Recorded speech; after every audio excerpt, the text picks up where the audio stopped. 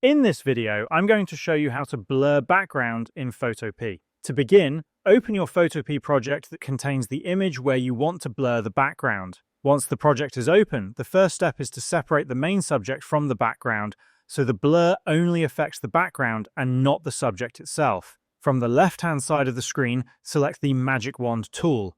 After selecting it, go to the top menu and click on the Select Subject option. Photopea will automatically analyze the image and detect the main subject for you. With the image layer selected, press Ctrl and J on Windows or Command and J on Mac. This action duplicates the selected subject onto a new layer, effectively separating it from the background. To confirm this, you can temporarily hide the background layer and see that only the main subject remains visible. Now select the background layer again. From the top menu, click on Filter, hover over Blur, and then choose Gaussian Blur.